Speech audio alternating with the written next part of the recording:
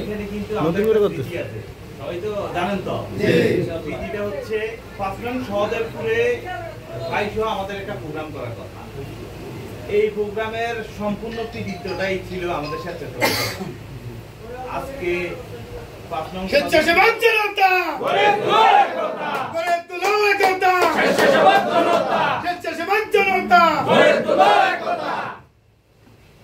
এই স্বেচ্ছাসেবক আজকে এই অবস্থানে আসার যে পরিস্থিতির পিছনে আপনাদের অবশ্যই অবদান আছে। আপনারা ইউনিয়ন ওয়ার্ড পর্যায় থেকে আমাদেরকে সহযোগিতা যদি না করতেন, আমরা মোশাররফ ভাইয়ের মুখে আপনাদের জন্যই এখন মোশাররফ ভাই বলে যে এটা শ্রেষ্ঠ সংগঠন।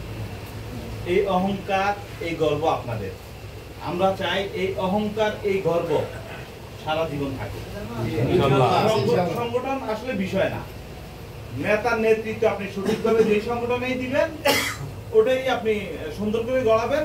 যেমন এই কচুয়াতে দীর্ঘদিন স্বেচ্ছাসেবক তো ছিল না, কিন্তু বর্তমান যে স্বেচ্ছাসেবক আমাদের আলামিন ভাইয়ের নেতৃত্বে বা আমরা থানাতে একটা প্যানেল কাজ করতেছি, আপনাদের সহযোগিতায় আমরা এই পর্যায়ে আসতে পেরেছি নাকি? আবারও বলি, এখানে 5 নং এ অনেকদিন থেকে বাইরে একটা প্রোগ্রাম করার কথা ছিল, কিন্তু আমরা আপনাদের কয়েকজনের ভরসার উপরে আমরা কিন্তু এই প্রোগ্রামে সাহায্য করেছি। আপনারাও সেই প্রোগ্রামের সম্মান মানে সর্বস্তর ভাবে যতটুকু করার চেয়ে বেশি করছেন আমরা দেখছি। এখানে মারামারি হয়েছে, কাটাকাটি হয়েছে, আপনারা কিছু অর্ডার নাই। এটা সেই জায়গা যে জায়গায় মোশাররফ ভাই প্রোগ্রাম করে গেছে, তাই না? এই জন্য এখানে যারা আসছেন, আপনারা দূর দূরান্ত থেকে আসছেন, ওয়ার্ড ইউনিয়নের যারা আসছেন সকলকে ধন্যবাদ জানাই। এবং আমাদের এখানে মুরব্বীরা যারা আমাদের বাবার বয়সী আছেন, আপনারা আমরা যেন এই স্বেচ্ছাসেবক নিয়ে আমরা যেন আপনাদের সেবায় জনগণের সেবা করতে পারি।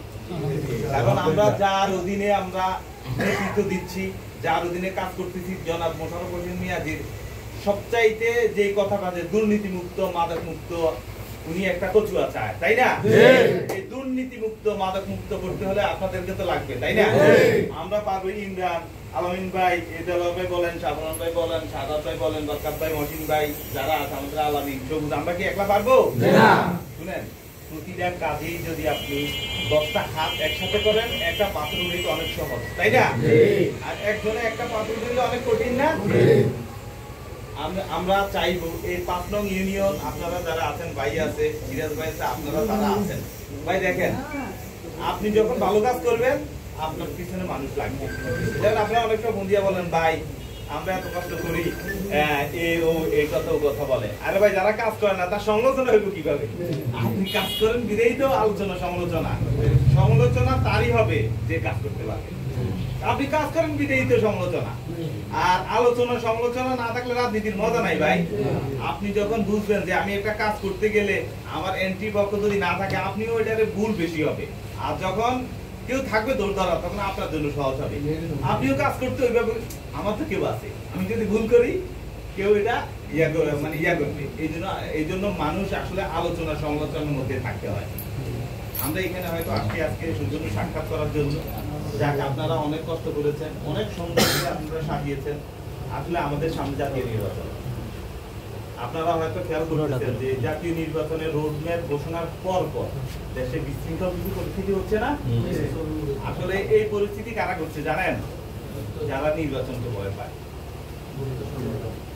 কারণ যারা বিএনপি নির্বাচনকে কখনো ভয় পায় নাই, পাবেও না। এই জন্য বিএনপি নির্বাচনকে চায় যে নির্বাচন হোক, কারণ গণতান্ত্রিক দেশে তো আপনি নির্বাচিত সরকার লাগবে, তাই না? যারা মনে করে যে আমরা তো এখন আমরা সচিবালয়ে আমরা এটা ওইটা করতে পারতেছি, এখানে মানে টেবিল খাবড়ায় কাজ করতে পারতেছি, কিন্তু যখন একটা নির্বাচন হবে, একটা পলিটিক্যাল সরকার হবে, তখন যারা এখন হাইব্রিড আছে তারা কি পারবে? তারা তাদের ওই যে লুটপাট, চাঁদাবাজি, সারা বছর বলছে বিএনপি এটা করে ওইটা করে, কিন্তু দিন শেষে মানুষ কি দেখছে? চাঁদাবাজ কারা দেশের বিরুদ্ধে ষড়যন্ত্র করে, রাতে যায় আপনার আসন ভাগাভাগি, দিনের সমালোচনা করে। যখন রাতে আসন ভাগাভাগি মিলে না, তখনই দিনের সমালোচনা করে, আবার রাতে যায় আসন ভাগাভাগি করতে। বিএনপি কারো কাছে আসন ভাগাভাগি করতে যেতে হয় না, কারণ বিএনপি জনগণের দল, মানুষের দল। বিএনপি আপনাদের মতো কর্মীদের কারণেই তো বিএনপি আজকে এই ফাউন্ডেশনে দাঁড়াইছে। 16টা বছর নির্যাতনের পরে আপনারা কেউ কি আওয়ামী লীগে যোগ দিয়েছেন? না। আপনার পক্ষে যোগ দিয়েছেন? না। দেন নাই। কারণ কি জানেন, বিএনপিটাকে আপনারা মন থেকেই ধারণ করেন। এখানে আমার মনে হয় মামলা খায় নাই, হয়রানি হয় নাই, একজনও নাই। যারা মামলা খায় নাই কিন্তু বাড়ি ছাড়া হয়েছে। এমনও হয়েছে সাধারণ, সে শুধু বিএনপি করে, তাকে ভোট কেন্দ্রে ভোট দিতে যায় না। তাদের ভয়। এখন আওয়ামী লীগ নাই কিন্তু তাদের তারা তো আছে নাকি?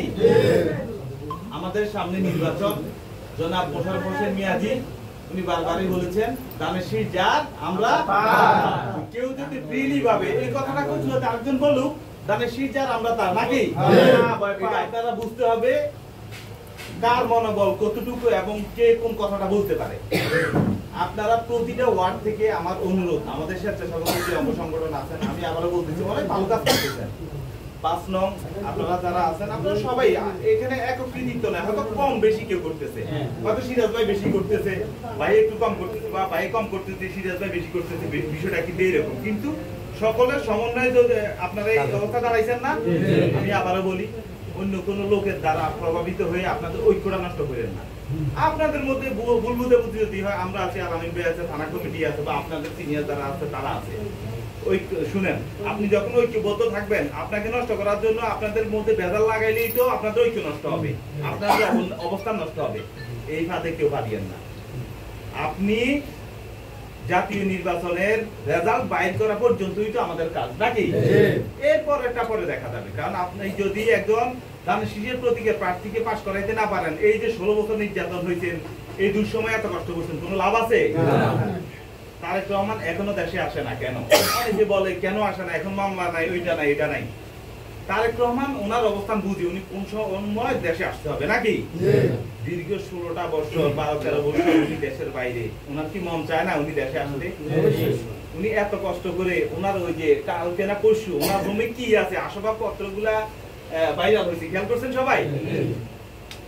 লন্ডনে থাকেন কিন্তু ওনার আসবাবপত্র এমন কোনো কিছু নাই। আজকে 16 বছর শেখ হাসিনা এত চেষ্টা করেও একটা হোল্ডিং নাম্বার তারেক রহমান খালেদা জিয়ার নামে বাইর করতে পারছে?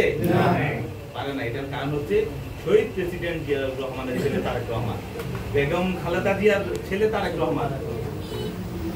উনি বিএনপির নেতৃত্ব দিচ্ছেন, সামনেও দিবেন।